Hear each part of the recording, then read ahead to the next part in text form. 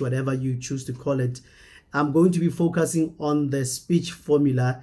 It's really a very old formula that has been there for ages, and it has been observed by many people. Even though it's simple, a lot of people still don't get it right, and it's so simple that people take it for granted, and great speeches, they fall flat because of not taking this into heart.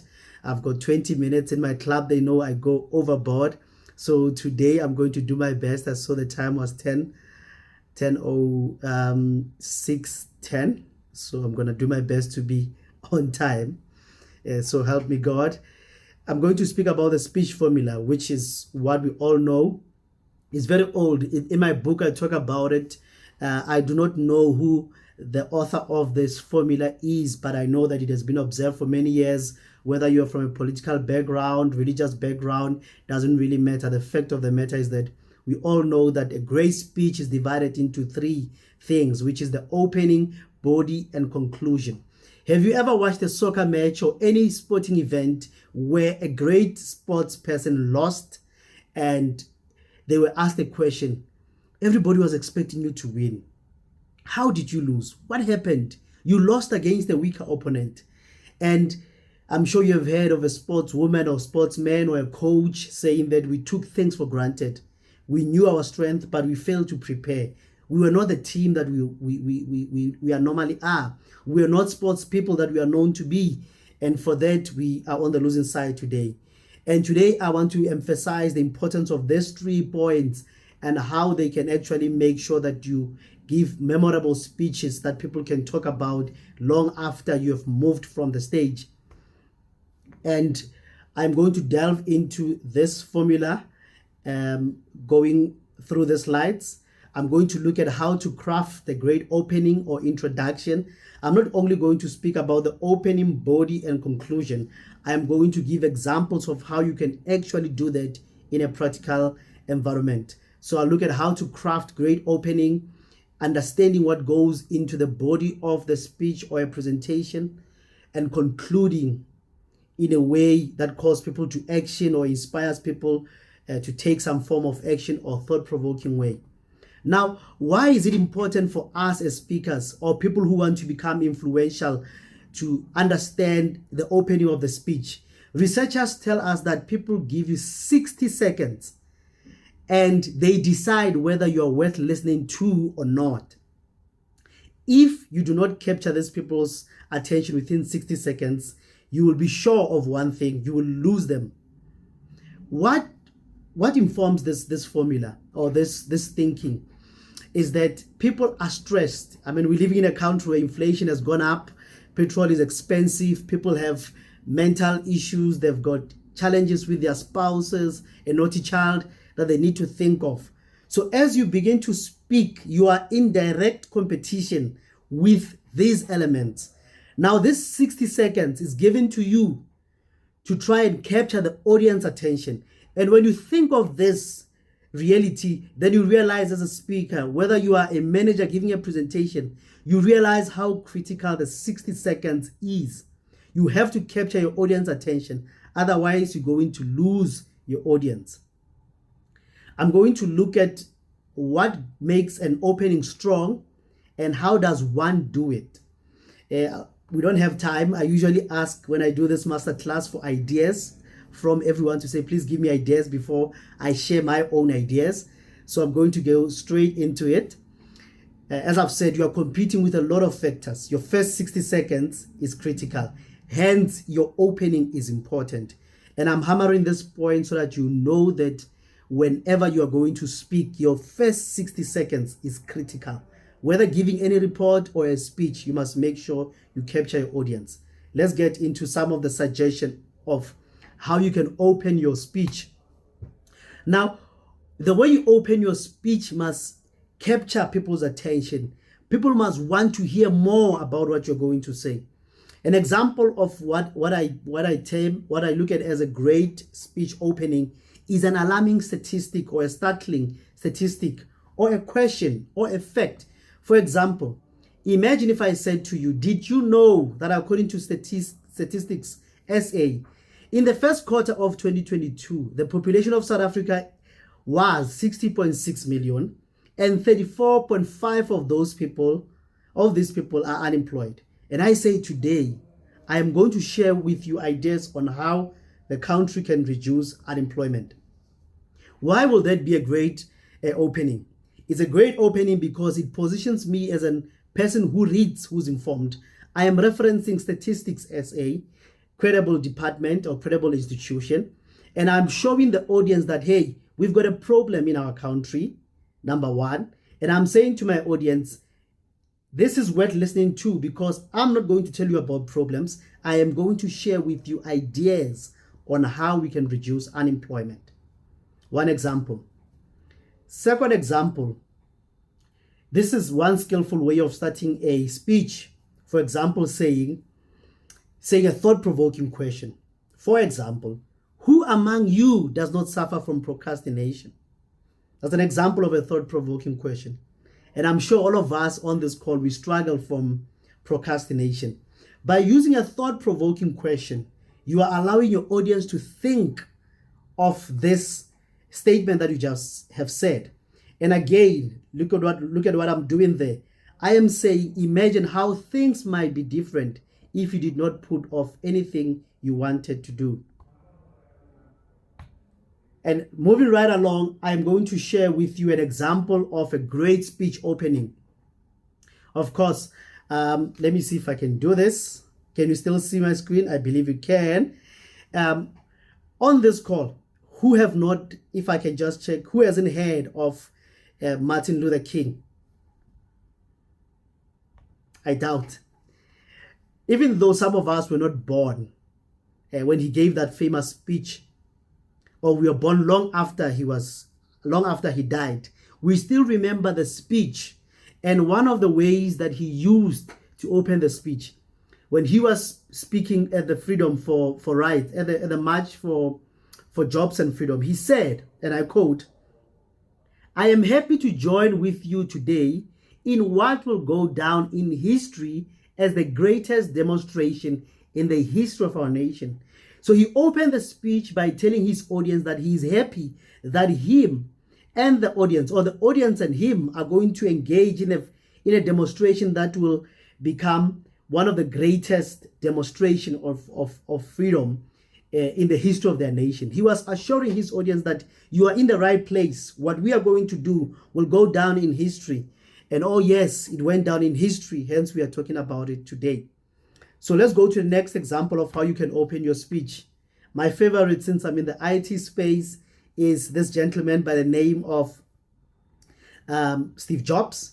And he make it very simple. Steve Jobs says, speaking at Stanford University, you are at liberty to go and check the YouTube speech, the speech on YouTube, where he's speaking at Stanford University. He says to his audience, today, I want to tell you 3 stories from my life. That's it. No big deal. Just 3 stories from my life. And this makes a great way of opening. Why? Because he says to the audience, I am going to do 3 things. I'm going to tell you 3 stories. That's it. No big deal. So the audience can get excited. A billionaire is going to tell you 3 stories about his life, how he made it. And this makes it worth listening to. I'm now going to go into the body of the formula. The body, which is part of the speech formula. The body is the core of the message. Now, look at what Steve Jobs did here. He said, I'm going to tell you 3 stories. He makes a promise about what he's going to do. Now, the body of the speech is doing what? Is delivering on the promise. Remember my previous slides. There's unemployment at 34.5. Today, I'm going to share with you ideas on reducing unemployment. Imagine if I open like that and I don't share those ideas. Imagine if I said I'm going to share with you the speech formula concept and how to use it, and I stop at the opening. How will you feel as an audience? So the body of the speech is actually delivering. Whether you're speaking at work, delivering a management report, deliver on the promise. That's what you're doing in your speech body. Now, a speech body there's many ways to craft a speech, the body of the speech. For example, chronological. Sometimes you use by time the themes are arranged. If I wanted to tell you how I graduated with an LLB and my story, I won't tell you first by telling you about the time when I went to the podium to collect my qualification. No, I'll tell you about the time I walked into the university. I'll tell you about my first registration, perhaps go a little bit back to where I went, attended primary, high school, and so forth. That's chronological way of organizing events. Sometimes we use what is called comparative approach, where we're comparing things or likening things in a way of crafting our speech title. I'm going to be moving in and out of the display presentation mode to check my time. I'm going back to the full presentation mode. So there's many ways of packaging your speech. For example, you can use what is called topical, splits the main topic into subtopics, right? But the biggest thing that I wish for you to remember from this presentation is that what you are doing when you are delivering your speech, actually, what you are doing, when you are doing involving the body of the speech, you are delivering on the promise. The introduction, think of it as a promise. Today I'm going to be discussing the figures, sales figures. The body of the speech is getting into the sales figures. Now, when you use the speech formula, when we use this speech formula, part of the formula which is called delivering on the promise, we need to make sure that we are delivering on what we said we will deliver. If you said, I'm going to tell you about how to solve problems, this is the part where you need to actually deliver on that promise. I'm now going to the last part, which is the conclusion. The last part of the speech formula is the conclusion. We spoke about the introduction, why that is important. People give you 30 seconds. Why that is important. And now we're delving into the conclusion, how one needs to conclude. We said the body of the speech is actually delivering on your promise. Now, when you get to the conclusion, you are actually reminding your audience that, my audience, I made a promise, I delivered on the promise, and conclusion, you are saying, now that I gave you a promise and I delivered on the promise, what do I want you to do with what I've just told you? And I'm going to tell you what I want you to do with what I'm telling you today. Now, the conclusion is actually saying, doesn't matter what you're talking about, whether you're talking about your sales, your project, the conclusion might be to tell your audience that, well, even though things are looking blurry, but we're going to be good at the end of the tunnel, we're going to come out better. You might be telling your sales team that, yes, we are struggling, but we've got some leads coming in. This is what we are going to do. The conclusion actually tells your audience that I've told you what I said I'm going to tell you, but more important, what do you want me to do? Why did you tell me all of these things? I've said this, I'm not going to hammer on it. In this one, I'm done with the first point. And for you to understand why conclusions are important, imagine with me, you are reading a great speech. You are reading I beg your pardon, you're reading a great novel. You enjoy this novel. You're reading about this lovely love story. You're enjoying it.